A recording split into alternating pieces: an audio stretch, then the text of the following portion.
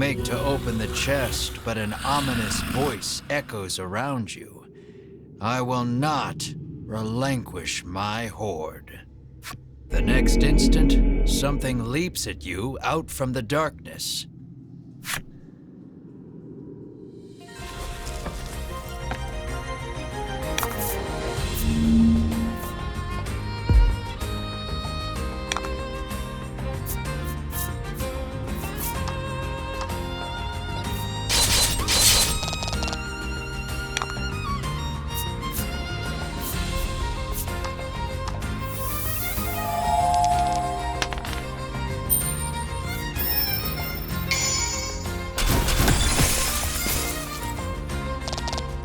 That was lucky.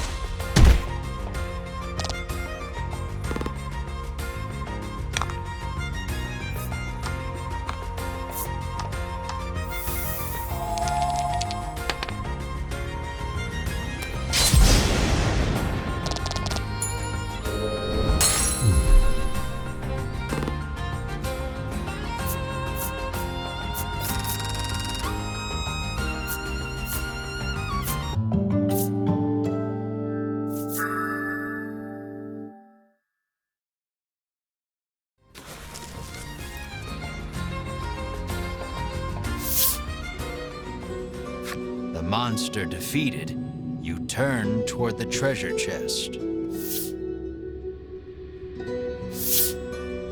And see those Ivory Order jerks rooting through it.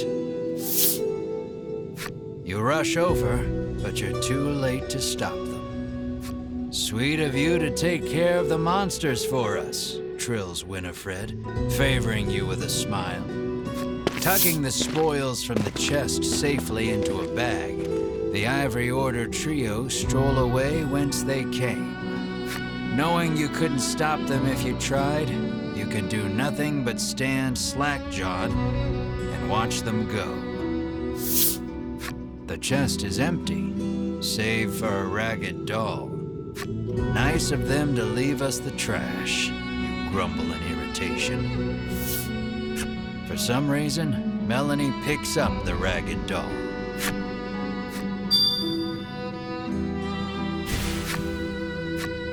Your shoulders slump. All that effort, and this is all you get to show for it? You find nothing else even close to treasure. Hope Cypri is ready for bad news. Leave now would be the fastest way out. You decide to stay and explore the cave a little longer.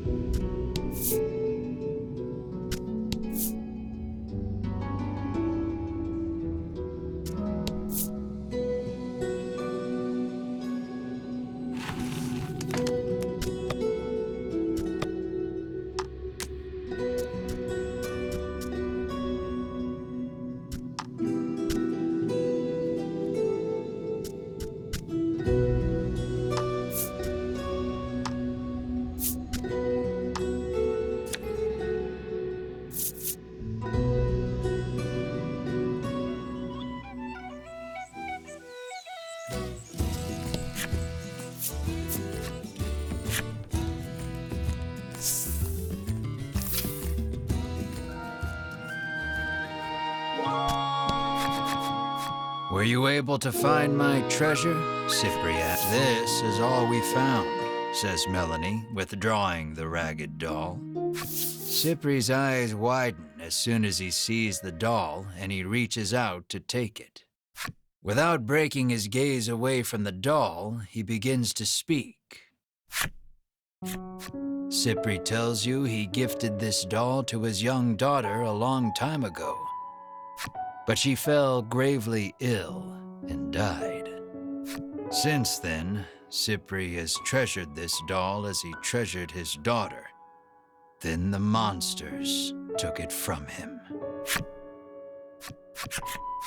Cypri turns to Melanie, his head bowed deeply in gratitude. So you reclaimed the treasure by complete accident. You step closer to Cypri.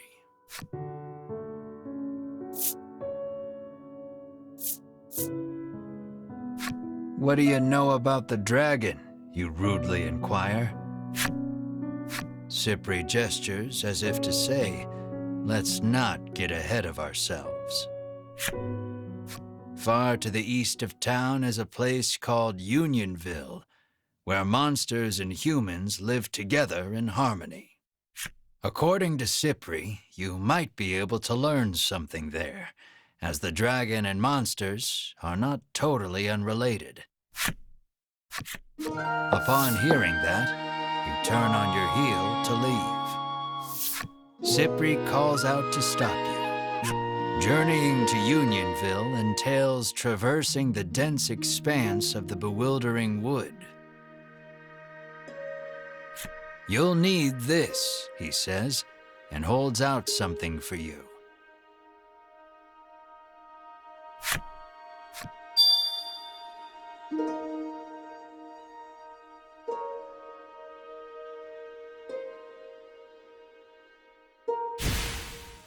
You won't make it through the Bewildering Wood without it, Cypri says.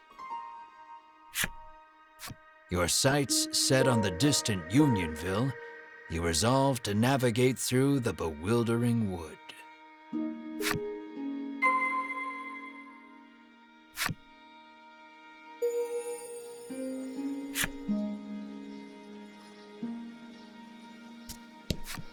Apparently, the woman is being harangued by some man who keeps asking her out. I don't know how many times I have to tell him he's just not my type, she sighs.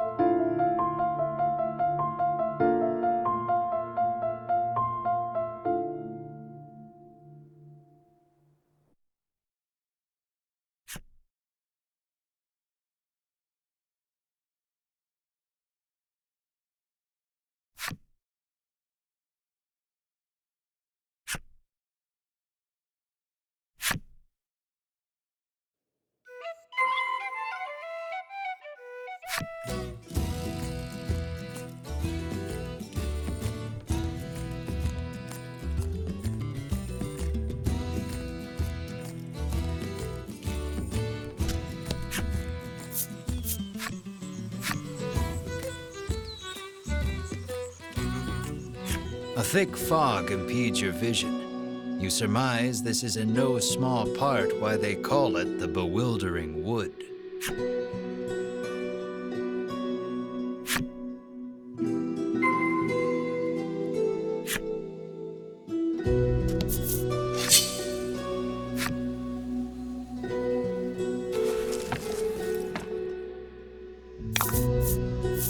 And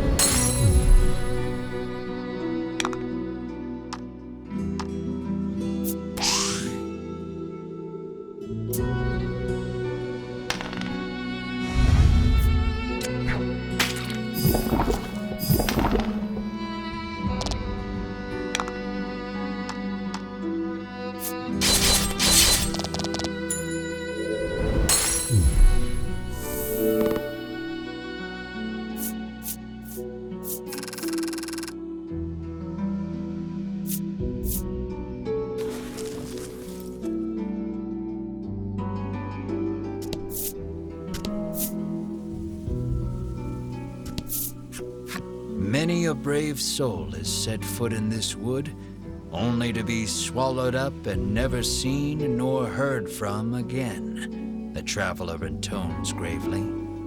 They also tell of a certain tool one needs to get through this place.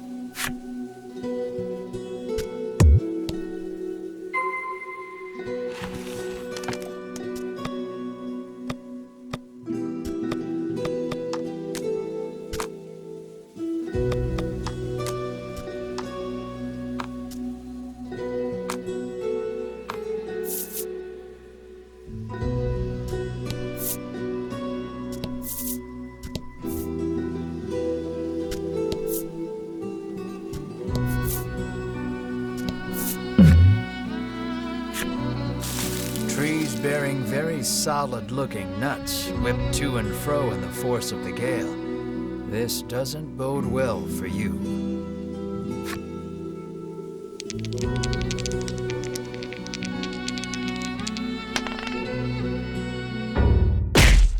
One of the nuts flies off the tree and smacks you right on the head. The pain brings tears to your eyes.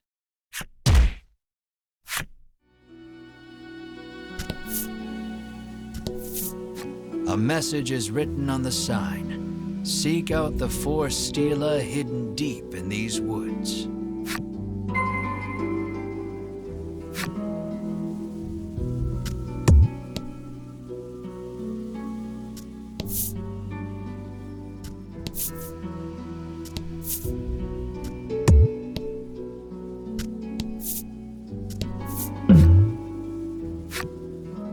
You hear a beautiful melody flowing from the forest depths. It sounds like singing, or perhaps birdsong.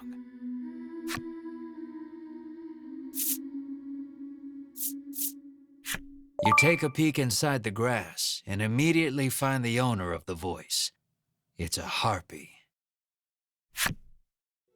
It seems like the harpy hasn't yet noticed you. You pick up a rock and throw it at the monster's feet. Startled, the monster flaps its wings and flies away. You find some coins scattered about where it stood.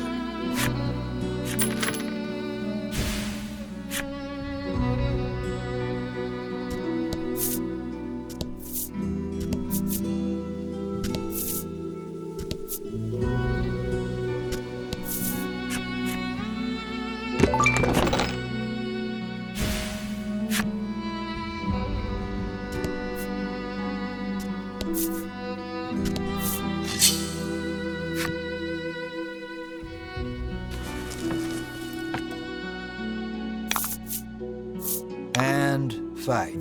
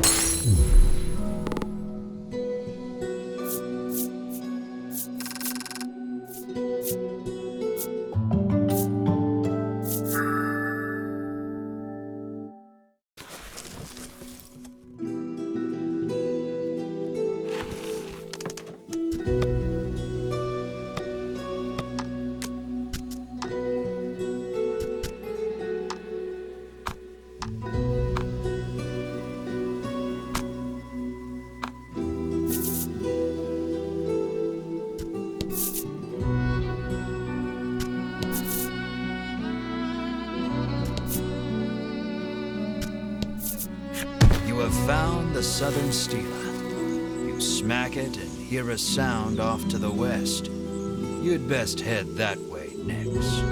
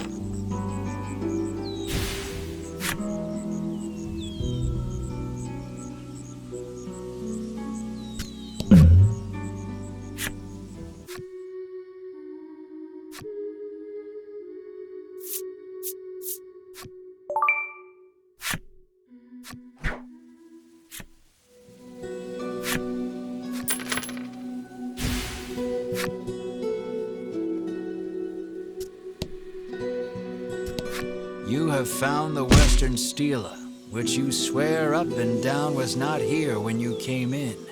Nevertheless, you give it a smack.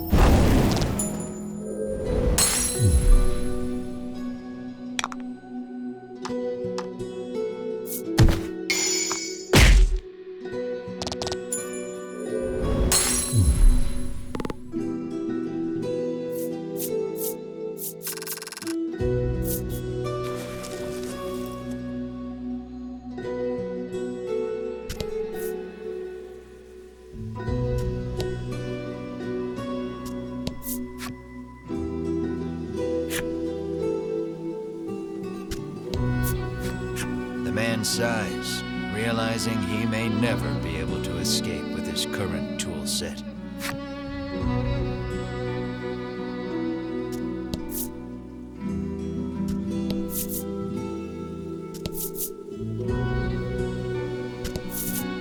You have found the northern stela. It doesn't look particularly special. You resolve to touch it anyhow.